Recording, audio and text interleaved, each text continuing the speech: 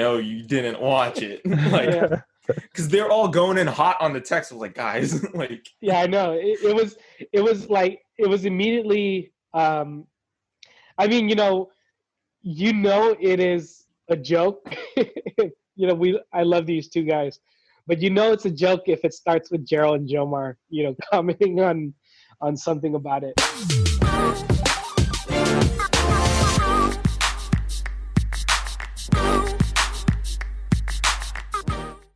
Welcome back to our Rona series of our podcast.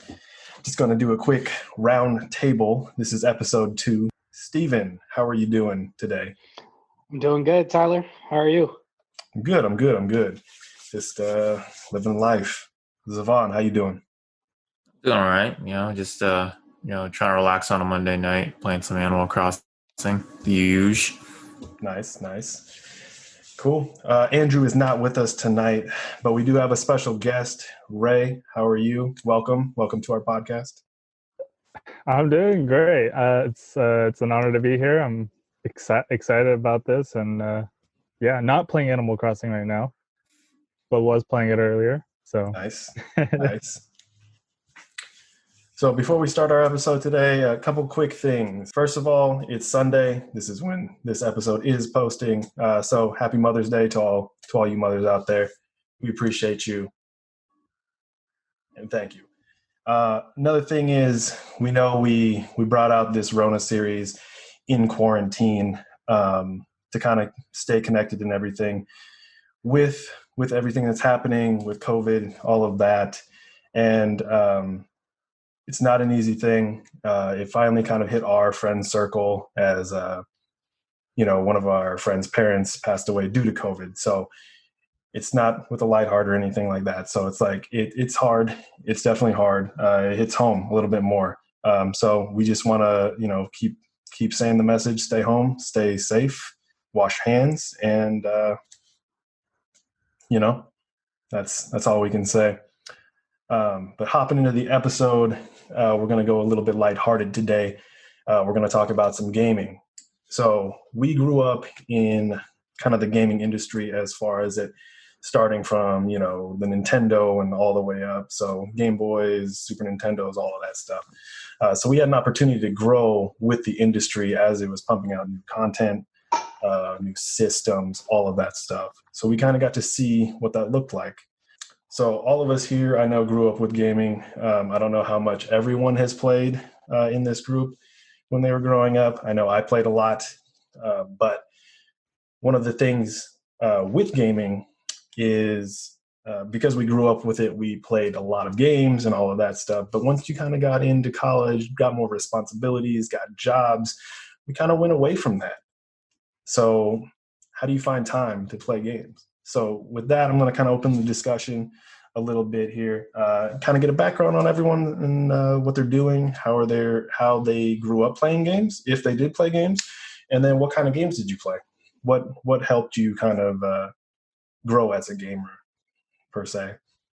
Well, for me, I remember growing up, Game Boy Color, especially the purple one, the see-through one, playing Pokemon Red, Blue, I believe, one of those two, not the yellow, because I know it was the one where the Pikachu didn't follow you around, and I remember playing that when I was a kid. Just had it like strapped to my waist. You guys remember back in the day when you used to put your cell phone on the waist case holder?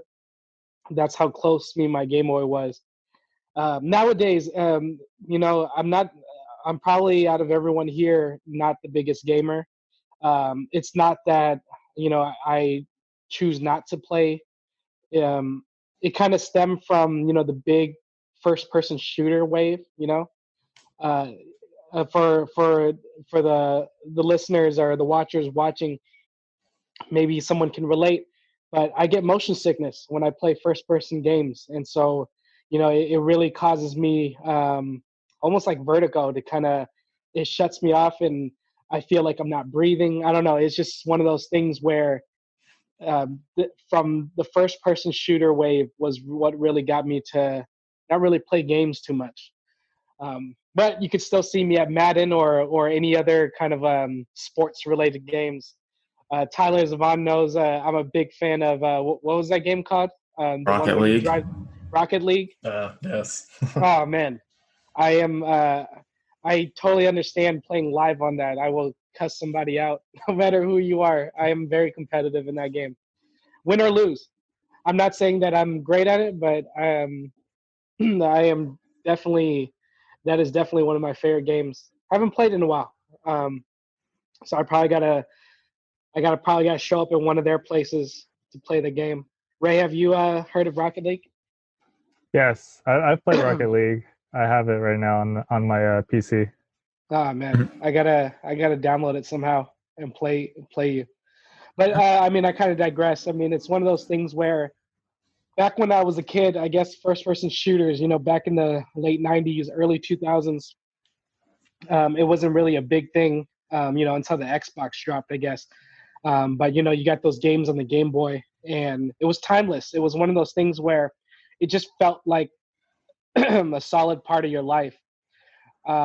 Nowadays, as I realize, I try to see what the hype is about with all these different gamings, and realize unfortunately I can't play them. It kind of made me envious a little bit, jealous a little bit, whatever the less stronger of the word is, of my friends. And sometimes, I'm not gonna lie, I enjoy vicariously them vicariously playing for me, and me just watching them is still enjoyable. And so nowadays with how the world works, I try to, gaming is one of those things where I try to fit it in where I can, whether it's board games or whether it's, anything else that's interesting and fun. Sort of scratch the itch for the competition, right? Yeah. What about you, Ray? Oh man, I could go probably a very long time about my gaming experience, but Let's hear it. I'll start off with well, but the first system I've ever owned was a Super Nintendo, and I played Super Mario Brothers. I think Super Mario World, I think is what it was called. And then there was another one. It was like, I can't remember the name of it now, but it was like an RPG game with Mario, Luigi, Bowser, and it just kind of like has like kind of like a, I don't know if you guys played like a Final Fantasy or one of those like turn-based fighting games, RPG games. So that was kind of like my start to gaming. My dad kind of put Super Nintendo in my hands, and it kind of went from there. I moved into PC gaming when I got older, and then kind of as college came around, got busier, gaming kind of fell off for me, and I kind of stopped. But after going into adult life and then working more and getting like a stable place where I felt like I had extra time to pick up video games, I started kind of picking up PC again, playing Counter-Strike, and then also an Xbox, PS4, and now a Nintendo Switch, playing some Animal Crossing. So I think my gaming experience has kind of been all over the spectrum of gaming systems and all that. So yeah.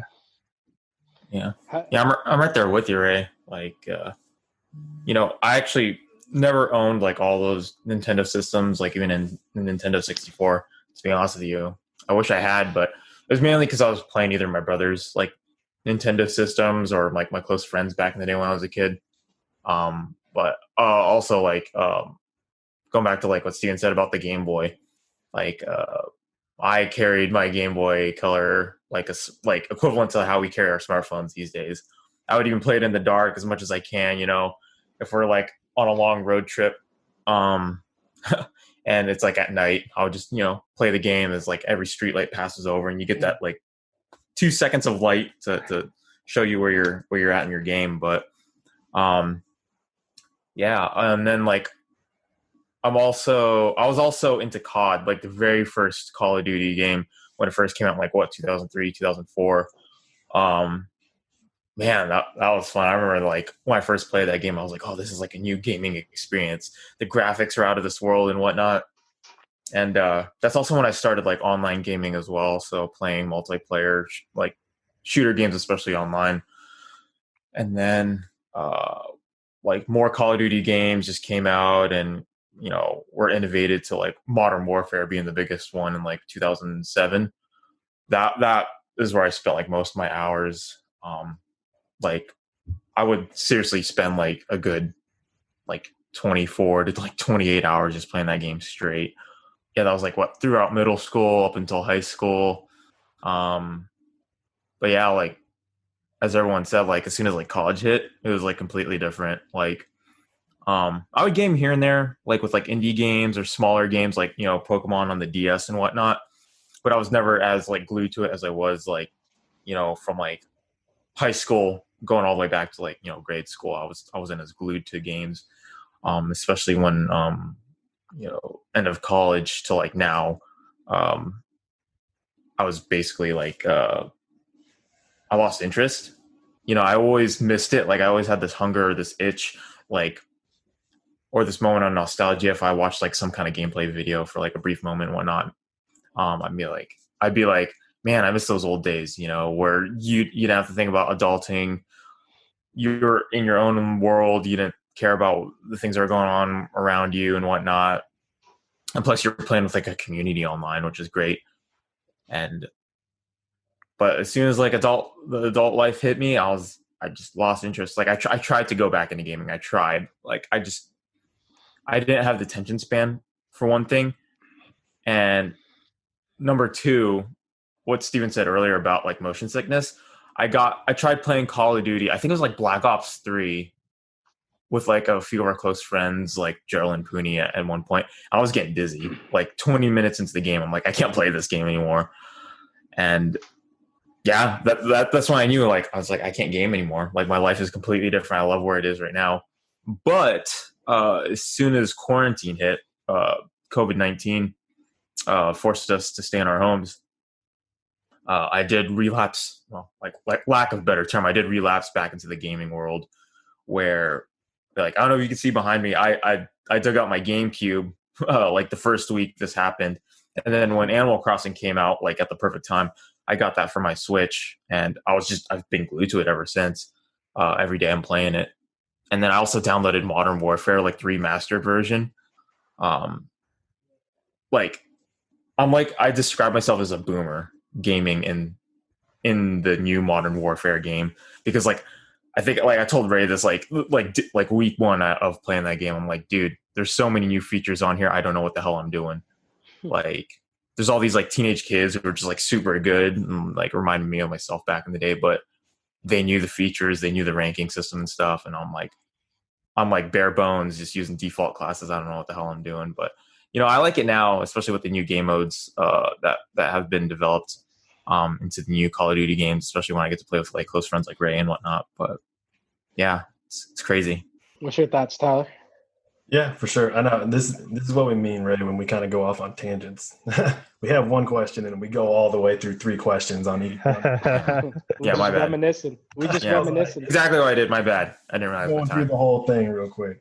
I mean, for me, I started out with gaming at a young age with Super Nintendo. My dad had a regular just NES Nintendo. Played a lot of like Zelda and Mario on that, Duck Hunt. But yeah, Super Nintendo was kind of my first console, and then Game Boys. Big on the Game Boys. When I was younger, my grandma, both my grandmothers actually, would go to Japan, and they would actually buy things for us as little gifts and everything. And one time I remember them coming back, and they gave me a Game Boy Pocket, which was unheard of yet in the United States. So I had a Game Boy Pocket from Japan, and they hadn't even released anything like that in the United States yet. It was just that big, bulky Game Boy that we had. So with that, I had Pokemon Yellow. So Pokemon, before it had even come out in the US, I was playing Pokemon Yellow, but in Japanese. So this was very hard because I did not read Japanese when I was younger. So I was playing this game trying to figure it out. So that's like my earliest memories of just gaming in general. That was a challenge, but it was fun. But, you know, growing up in it, just seeing how everything has advanced from something that Zavon said, you know, on road trips, you know, it wasn't backlit, you know, the game. So you couldn't see anything in the dark. You had to wait for light to be above you, or like if you were one of the lucky kids, as I say, because I had it, but like my parents bought me that over the top. Oh, that coil light with the magnifying glass, so you could actually see the game. Unless you had that, you had to wait until the daytime, or you just had to wait for light to play the game and stuff. And you always had to carry around AA or AAA batteries because who the heck knows when that was going to shut off. So all those things were fun kind of growing up. So like Pokemon and like Ken Griffey Jr. games on like the Super Nintendo and the 64. A lot of Mario Kart on the 64, GoldenEye, Bomberman, all those fun games to do. And then when I kind of got a little bit older, we got into the Xbox and the new generation of gaming with these crazy graphics and everything. Now we look back at these graphics and we're just like, oh man, those are super pixelated. But that, you know, growing up in it, those were like top of the line. You never seen anything like it, and it was super crazy. So that's kind of the experience of growing with the gaming industry. So that it's been kind of cool to see all of that happen to where we are now, where it looks, you know, like Kevin Spacey and you know, whatever Ghosts or whatever modern or whatever Call of Duty. I think it was Advanced Warfare. Yeah. I've never played them one. I just know he's in there. Yeah. Wow, that is realistic. So I mean, I guess that kind of leads into the next question. Like, what was it like growing up and seeing all of these graphics and all of these things changing and just constantly getting better, and just kind of like, you know, you learn to appreciate it, right? Like the older gaming, like Final Fantasy VII, like the remastered edition just came out. I don't know if you've seen any of that, but like if you played that growing up, it's like, wow, you know. I think now that I think about it, I think graphics had a lot to do with how realistic things started to look, and that correlate with the motion sickness that I would be getting. You know, the more realistic it was, you know, because I would do my own reading. Like I would ask myself, you know, I can't be the only one. Like Zavon said, you know, like we both agree, I can't be the only one. So I looked at, you know, cases online, Reddit, you know, where people come together to discuss this, and you realize you're not the only one in the world. And I realized, like, your brain, the more realistic that game is, and the more you get sucked into the realism of the game, you start to realize your brain tricks itself it cannot figure out, is it real or not? And that's what causes this kind of sickness, because your brain is kind of like shutting on and off about, like, is this real or not? I remember, though, going back to kind of your question, Tyler, about graphics. My very first-person shooter experience was when I got an Xbox for the first time, the original Xbox, you know, with the X and the big green circle in the middle. And my cousin, one of my best cousin, he introduced me to Halo, and he bought me like the special edition with the, you know, the hologram front on it. That game has still so much playable value, you know. So for all you listeners out there, with me being not a big avid gamer, I don't have the top, you know, quality systems, you know what I mean? And so I still play with like an Xbox 360, you know, the one that's at my parents' house, and I still relive like the old games. And so it's one of those things that those graphics, I feel like, plays a huge part in my sickness. it's crazy how realistic things are starting to look. Yeah, I think even the mechanics, like, I mean, obviously the mechanics are so much more improved. Like, I remember back in the day, like when I always played my GameCube, like platformers, or well, actually no, I would even say before GameCube. So like games all in the N64, like platformers, they were hard, man. And like I've played a few emulators, like just a few years, after like GameCube and stuff, emulators of like N64 games and whatnot. Dude, they were still difficult. Like I played the old Mario 64. Oh, it was the Wii. How did I forget the Wii?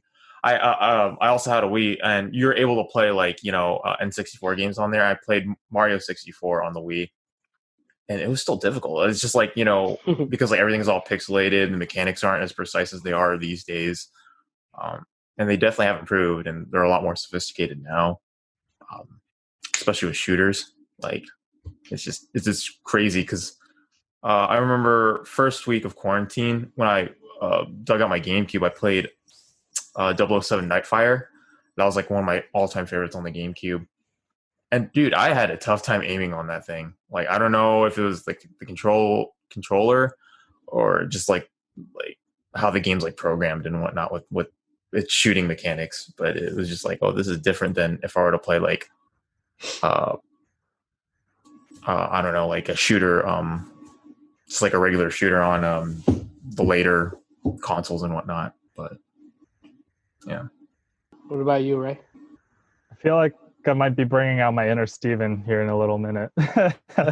Let's hear it. Oh, when I hear about graphics, I think a lot about like just like I don't know, my personal experience and living through the whole gaming booming and how just gaming just came literally out and over from like pixelated art to like real life graphics. Like I was like, okay, as a gamer, I think like, oh, this is awesome. We're getting this new stuff, every single year. They're always upping the ante. And then, but like what I really think about is like that kind of drives competition. There's a lot of people out there always trying to like gaming industry, gaming companies that just want to one up each other, have the best graphics, newer graphics card coming out for PCs. Consoles were never able to compete. So it was like, who's getting like the better graphics when it came to like Xbox versus PS4 and that whole fight just to like continue upping the ante like each year and each new system that comes out. Like I don't know what PS5 is coming out soon and Xbox X, and they're probably like boasting about how like their graphics are going to be like top of the line, and it's always just going to continue getting better and better. So I just think about like, man, that's crazy. They just kind of fight over these graphics and, who's got the better, video card or whatever. But in the end, I guess the gamers all win. Mm-hmm. We get the best graphics and whatnot.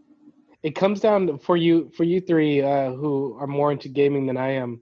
It seems like now things come down to licensing these days, right? I mean, you choose an Xbox over a PlayStation because of the different games that are licensed to be specifically on those systems, right?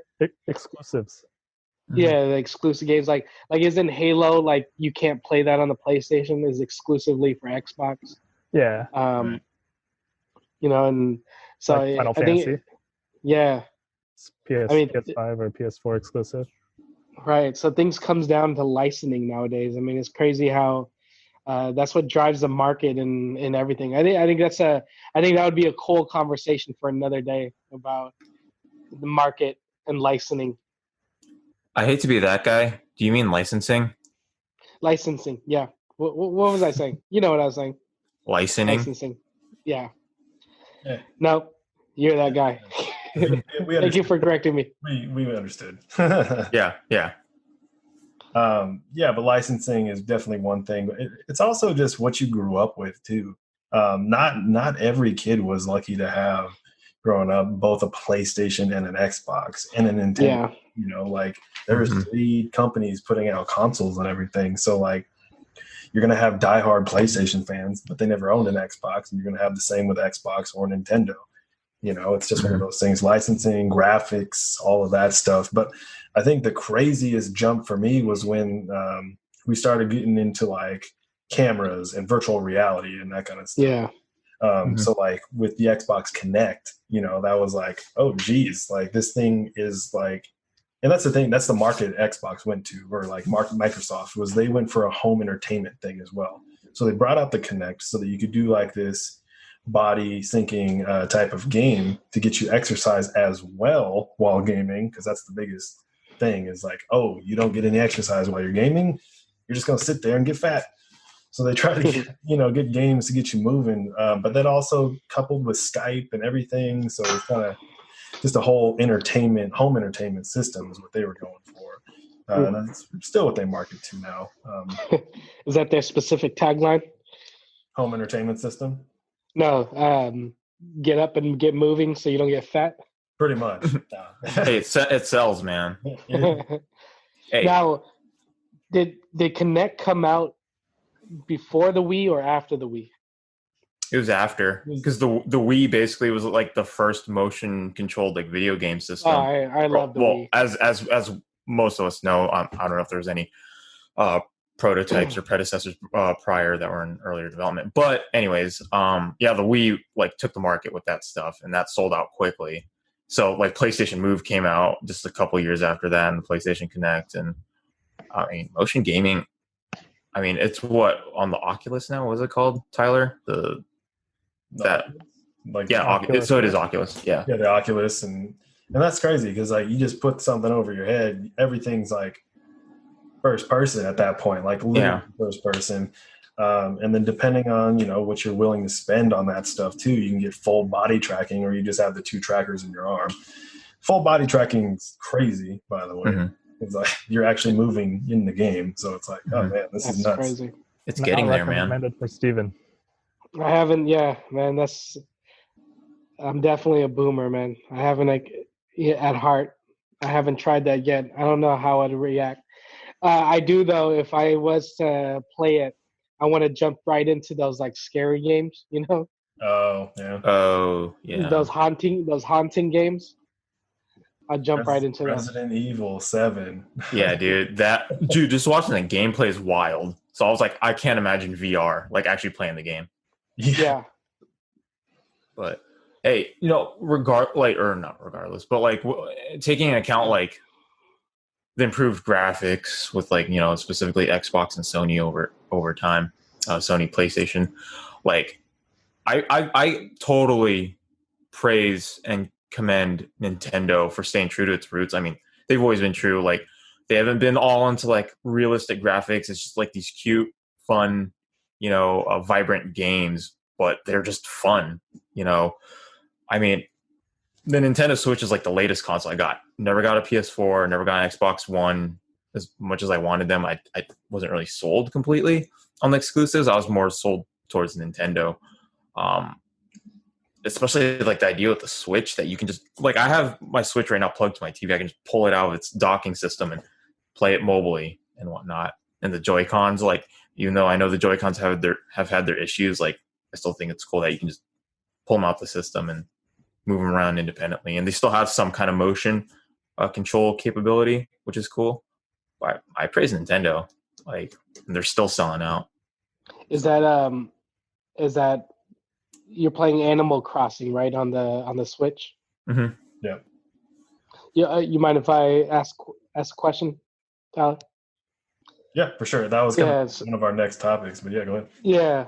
So kind of bringing it back to play of like what our goal is today, in terms of gaming and quarantine, and how the nostalgia of like being able to play our games with no worries of work or college life, and quarantine with the lockdown kind of bringing us back into that way. I've been finding that more and more people who aren't even gamers per se are taking advantage or getting on, I guess, the Animal Crossing bandwagon. Would you guys say that with Animal Crossing and lockdowns and everything, this this serves as like a social escape, since you can't really go outside. And correct me if I'm wrong, my ignorance on this. Like with Animal Crossing, friends can go to each other's places, right, and interact. Right. Yeah. So with that said, you think like socially with us all, not physically being able to see each other or be out in public, everyone's jumping on the Animal Crossing bandwagon in a way of connecting in more of a gaming way. Yeah. Would you guys say it's yeah? Go ahead. Sorry. Yeah, so I would say that I think one, Animal Crossing is just, it's always been a game that's just, and I'm speaking from past experience of playing Animal Crossing games, the other four Animal Crossing games.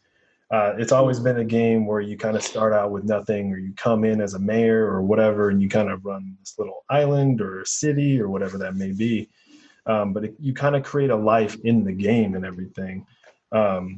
So a lot of it with the new Animal Crossing, New Horizons, we've been waiting 8 years for a new Animal Crossing game. So for those people that have played Animal Crossing and are big fans of Animal Crossing, a lot of the hype around the new one was all of the old fans essentially.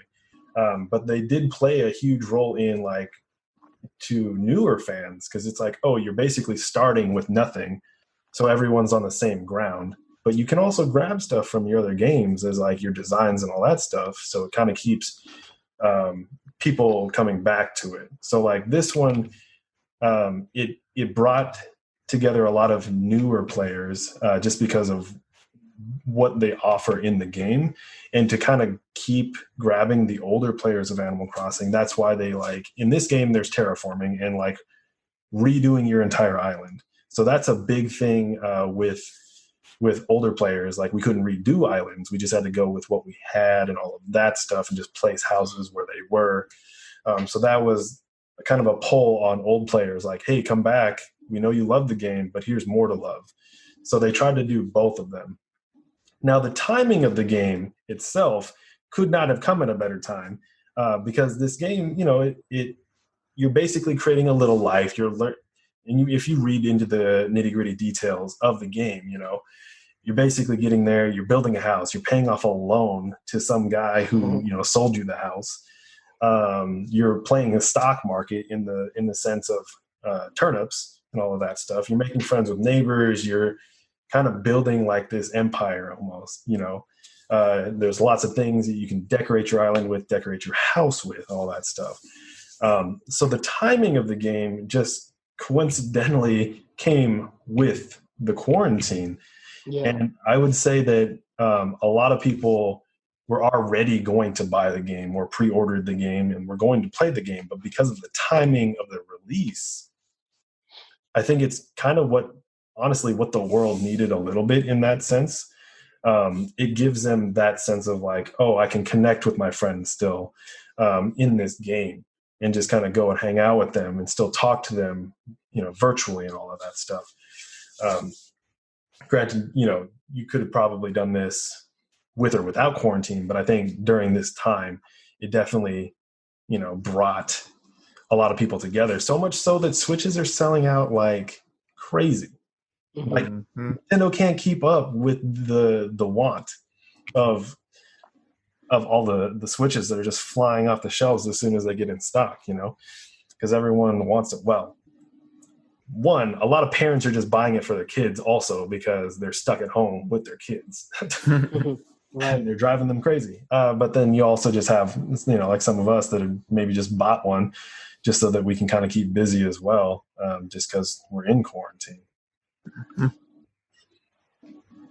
You should get one, Steven. Yeah, maybe. I haven't dived too much off the deep end. However, I did ask my mom recently to pack up the old Xbox at the house, and then I'll have Vanessa pick it up after work.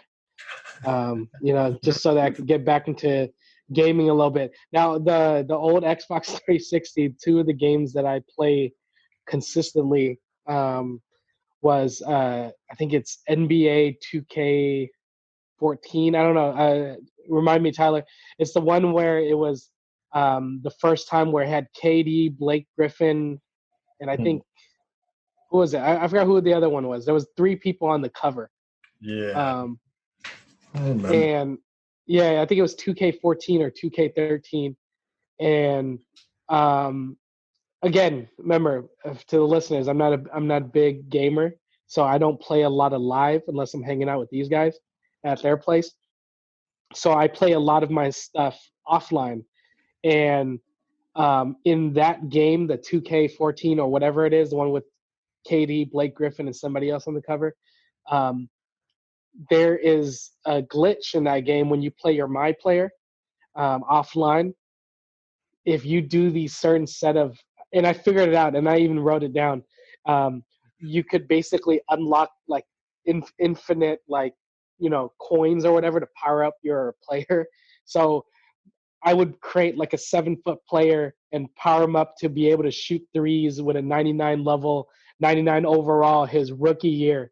And, so I've learned all these like tips and tricks and it's kind of like when to pass the time, it's kind of a cool little way to escape reality a little bit where you kind of jump into this My Player or this character you created. And even though from the outside people could say, what's the challenge in that? There's, you have a guy who can shoot threes from half court consistently and you win championships with him and all the awards. That's not the point. It's just, the point is, it's like, it doesn't matter about the challenges. It's like the getaway to this virtual reality, this game where you can imagine your own world championships, your own storyline that you create, regardless of how easy it is, by the way, I do play on like the second, last, or not the easiest setting, like, the second, the easiest setting. So not only am I creating this guy who's like 99 overall, I'm playing on like the second to last or second to easy setting where he's like just killing it. But that's the thing. It's not about how easy it is or how challenging it is. For me, it's like the escape from reality where I can just impose my own imagination on a game, right? And then the second game that I play that I'm asking her to pack for me is FIFA. I think it's like FIFA 2010 or something like that. I'm not trying to buy any new games, but I fell in love with this one because like you can create a player, go on easy mode, and you can have a guy who can just outrun everybody, including all the superstars, and you could score like 6 goals a game. Again, and you could just take them to championships and you just create this own story mode in your head. And again, all the real hardcore gamers out there is like, what's the challenge in that? Why you're doing that? First of all, it's not about you. I think gaming is about yourself and how you can escape your real world to kind of create your own storyline, And so that right there for me is gaming. And so, hopefully I get my Xbox soon and so I can do that again. You're a casual gamer, Steven. Mm-hmm. Very, very casual. I don't care what anyone says. I will play on rookie mode in Madden. I mean, whatever makes it fun for you, because that's what it is. It's really just supposed to be about fun. I dabbled a little bit in like competitive Halo and playing with sweaty hands and throwing controllers on the ground and stuff. Like you kind of get to the point where like, oh man, why am I playing this? Making me stressed. Like, like it's fun. Don't get me wrong. Competitiveness is fun. I still play Destiny, or Destiny 2 on like Xbox and PC. So it's like, it's still fun. There's still competition there, but I've realized that as much as I try to keep up with all these up and coming gamers, I just don't have the skills anymore. You guys know what Counter-Strike is, right? Yeah. Oh yeah. So I used to play Counter-Strike competitively and for money, they used to have like this, I can't remember what the service was called, but like you would basically hop into mini tournaments and play, and you will earn money. And Yeah. I think I earned about like $150 before like I cashed out. And this was like before I had a real job, before like I had so much time to just practice and get better and make money off of it. I thought that was pretty cool. But then like, and you guys have also heard of League of Legends, right? Yeah. I remember I you think playing that. Yeah, I think in college at the mattress factory with Richard and Yoon. Yeah, Yeah.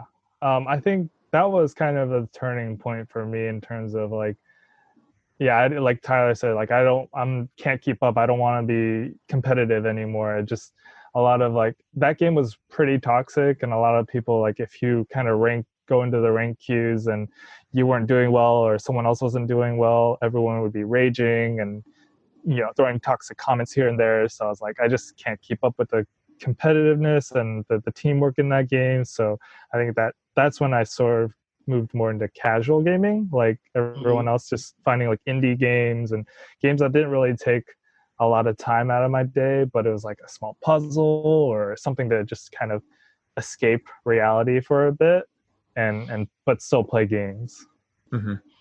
Yeah, Ray, Tyler, I think you really hit the nail on the head in terms of, well, actually Steven too, in terms of being, turning into a casual gamer. Because I was super competitive with the very first Modern Warfare, over 13 years ago now. I was actually part of a gaming clan called Blue Ops, and we're actually still friends on Facebook. We were really close. We would game together like for 4 years, and we were trying to compete on a national level as like a clan and stuff. And like it got intense. Like, we would face other clans and it was very serious. Like we would have Ventrilo. I don't know if you guys remember Ventrilo, the voice TeamSpeak app. Yeah, and TeamSpeak. Yeah, like we would always talk when we were casually gaming, but then when we were trying to compete, we would download like drawn out PDFs of each multiplayer map, and like we would plan out where each squad member would like go and cover in terms of like their line of sight and whatnot, what corners they'd watch over. And during TeamSpeak and Ventrilo, like we would not even talk. Like you just hear breathing, like people get frustrated, pounding on their keyboards when they die. And yeah, honestly, I was one of those kids that would always talk shit too. I was kind of like a verbal bully, in the lobbies and whatnot, and I had fun with it.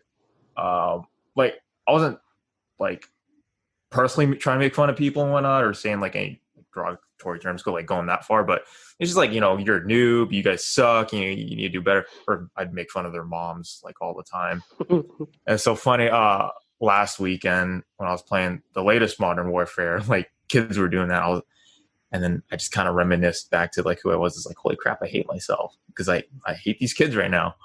And but like I'm a casual gamer now. Like Ray, you definitely know it because we play Warzone in Call of Duty, which I like a lot because it feels more real and there's more breathing room because you're not always getting spawn killed all the time, and you don't have to worry about your KDR and stuff. Like I don't worry about my KDR anymore. I did when I was a kid, but now I'm just like, whatever, But yeah, it's changed a lot. Yeah, and I think one of the important things too is this, like I can say that every friend that I've made over the years through Xbox, I'm still friends with, and I think that was one of the bigger takeaways from moving from a competitive scene to kind of that just laid back social gamer. Because like, I mean, a lot of my friends I'm still friends with. I talk to them, every other day through Discord, all of that stuff. A lot of them still play, but casually, like on Twitch. They just have streams, that's a whole nother topic, by the way. But I think the friendships you take away from it too. A lot of people thought, oh, you're just playing games by yourself. But no, like the online gaming communities, sometimes that's as much as it was an escape to get into the games. It was just as much of an escape to talk to the people that you may have never met, but you talk to like almost every night for, however long you were playing with, like you may have never met some of the people you're friends with, you may have never met, and that's the crazy thing, but it's just how, I don't know, it's how we made friends too. Just, you didn't have to go outside all the time. I love being outside, don't get me wrong, but yeah, I feel like ready for times like these. Yeah. Yeah. And I was gonna say, like, I feel like, correct me if I'm wrong, because I just got back into gaming, so I don't know much on how the community interacts anymore. But like, I don't know. I feel like the past couple of times I've played the new Call of Duty, it seems like everyone's quiet, or at least the most they'll do is voice chat, but it's not as vocal, or I feel like it's not as vocal as like back in the day when I was playing like the old Call of Duty games, like. And I always played on PC, so folks are always typing. People are always on voice chat and talking. But I don't know, like, I don't know. Do you guys feel like the interaction's not as vocal as it was back in the day? Like, I think it just depends on the game. mm-hmm. Because you still got toxic people in certain games. I mean, some people don't change, and then there's some up and coming kids that are just trash talkers all the time. Mm-hmm. So, I meant in terms of like actual, like legit, like talk, like very cordial, very friendly. Like a lot of people would always say GG and all that stuff, and people would be like, "Hey, come to our server, come join our clan, come join our forum and stuff." Like, I don't know what the folks do these days to keep their communities close, but I don't know. Maybe it's Twitch. I think because Twitch is like new medium. I think Twitch is kind of the thing now. Like, I mean, all these streaming sites, Twitch, Mixer, YouTube is now into the thing, as well as Facebook. All those are all like, there's all streaming options on them now. Mm-hmm. I think a lot of people rely on Discord as well. That's where they have all their community members come and just kind of hang out and talk or whatever in the chat and whatnot. So. Yeah, I think it's the shift of like the media tools to communicate. Yeah, because we have like Discord and stuff, Twitch, YouTube, Facebook, like you mentioned. Yeah, back in the day it was like Xfire, TeamSpeak, Ventrilo, but also just like the own in-game chat system itself, Right. Which was cool because like you'd be talking to like 64 people and whatnot, which is cool. Yeah, I think I remember back in the day it was TeamSpeak or Ventrilo, but a lot of communities started like their own forums. Mm-hmm. So they would have like a place where you can post and like, say you want to join a clan or join a community, you kind of post up there. They do some like, I don't know, audition or, whatever they do to see if you're a fit for the team or the clan or whatever. There was a lot of gaming communities that were just strictly based on like forums, like Reddit, just post up there and have a conversation and be part of a community. But now that Discord's around, it's like way easier. Yeah. No, yeah, my clan had a forum, and we even had elections. Like, we had a general who was like the lead clan member who took care of the website and all the managing, and yeah, like I got promoted up to officer. It was actually fun. Like, a lot of good times. Very interactive. That's fascinating. Yeah, I know. Yeah, I never got into. I haven't got into all those, but yeah, it's definitely an interesting way of interacting.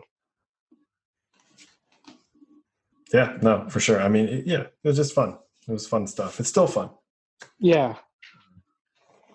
I think gaming has always been a lot better when, you're surrounded by your friends and people you want to hang out with. For me, at least, it was like if no one was on, I think like in my college days and like after, everyone was done with college and getting into like adult life and working full time and stuff, like I think I resorted to like single player games and like indie games because I was like, I can get some sort of gaming in, that itch of gaming, have like a storyline in a single player game, but not have to rely on like communicating with friends to be like, hey, can you get on at this time? Or, I'm busy right now, I can't do it. And I think also with like quarantine, this kind of gave us more time to like, it's like, hey, you're not really doing anything, you're stuck at home, let's all hop on Call of Duty and play some Warzone. Yeah. Yeah. And you going off that, right? I think what I love most about how games are really evolving these days is the cross-platform capability in terms of multiplayer. Because like I told y'all earlier, I'm strictly PC, and not many of my friends in the past played PC games, so I was always playing with strangers online. So honestly, when quarantine started and we were playing the latest Modern Warfare online, this is the most I've actually played online games with like my actual close friends. It's like this is pretty cool. I'm playing with my Xbox and PS4 buddies, but I'm sticking to my PC. So yeah. Right. What do you think, Tyler? How can we wrap it up? I would say what's one big takeaway with just your gaming experience in general of like, you may have lost a passion for it or maybe it's coming back, that kind of thing. And then just kind of say maybe what your all-time favorite game is to kind of wrap things up. Mm-hmm. Yeah, I think gaming is for everybody, from every sort of level. I mean, you hear me. I think we all, as we get older, evolve to a casual gamer. To summarize it up, but I'm on the most extreme, casual gaming. Uh, but for me to summer it up, I think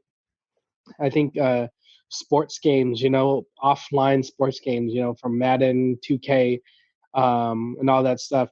For me, as not a big avid gamer, I think playing offline is huge for me because I get to enact my imagination, through these characters, um, and not have to, join a community live. I kind of join my own imagination and live through these games. And so that's why I kind of, uh, live my imagination through these sports games and creating my own type of character. Zavon? I don't know if I can name an all-time favorite game, but I would say I put in like most of my hours with the very early Call of Duty games, so I can name them off. Call of Duty United Offensive, which is PC only. Call of Duty 2, Call of Duty 4, the very first Modern Warfare, and I'll even throw Call of Duty Modern Warfare 2 into that mix. That's where I've thrown in most of my hours, especially with Call of Duty 2 and Call of Duty United Offensive, because they had mods, like these really badass mods. They even had like zombie mods, which like I feel like made a push to the Call of Duty developer teams to create Call of Duty Zombies. I think it was at World at War that first introduced Call of Duty Zombies, but I feel like that would have never came along if it wasn't for like the zombie mods that we saw in the early Call of Duty games, as well as Counter-Strike. I know Counter-Strike had zombie mod. Ray, I don't know if you played it, but yeah, especially like in terms of like my skill and progression. Like I remember I was the very game good at like rifles and stuff. Between like Modern Warfare and Modern Warfare 2, and like quick scoping started becoming more prominent, and now these days like kids are doing crazy like quick scoping tricks, shots and whatnot. I'm like, I can't do that, but it is nostalgic. So yeah, I don't really have a favorite all-time favorite, because when I think of like all-time favorite, I think of like something that I can get back to, pick up and just play endlessly, and I just can't think of a game right now that I would do that. I'm usually kind of like into like what's the latest stuff. Like for right now, Animal Crossing, Call of Duty, like Warzone's brand new, so it's like I kind of like to keep myself busy with some of the newer stuff. Next year it's not going to be Animal Crossing or Call of Duty Warzone. It might be something else, whatever's out. I mean, I've been waiting for Cyberpunk, which is heard is supposed to be a really good game, but like that got delayed, so it would have been perfect if it came out like kind of during this time. But yeah, no, I don't really have an all-time favorite. I do also, on another note, want to kind of end my thoughts a little bit more of like my takeaway from this conversation, and like like I guess what I want to do with this moving past quarantine, right? I felt like it's given me an opportunity to like reconnect with you guys and like play games and kind of do something I enjoy doing with some friends. I just feel like it won't be the same once quarantine ends. And to me at least, I kind of want to work on like asking all of you guys, every now and then between our busy lives, let's just, get on for like an hour or two and hang out and play some Call of Duty or something like that. I think that's something that I really want to take away from this quarantine, when we don't have a lot of time to spare, like try to make some time. Mm. Yeah, I totally agree, Ray. That's a great point. I know once quarantine ends, I'm not going to be as glued or even glued at all. I'm probably going to be back where I was prior to all this, where I'm just like, I have no interest anymore, and whatnot. And I think that's a big thing too. Something I was actually going to mention as well. I think it's one of those things. You talk to each other, you get to reconnect with people. But then once our busy lives get started back up, you kind of let it consume you in that sense. And it's just nice to kind of get away, just talk to friends. You don't have to, be with your friends all the time, but playing a game with them, connecting. As you can see, Zoom or just online gaming has kind of been our saving grace during this time. Just because we haven't really been able to see anybody else, So it is a nice thing, and I hope we are able to just, schedule it, every, I don't know, Saturday evening or Sunday evening or something, whenever people are not the busiest, hop on for an hour or something, and just have fun, I think that's more so the takeaway from this message is just being able to reconnect with one another, and then how are we able to keep those, connections kind of going strong after this whole weird time.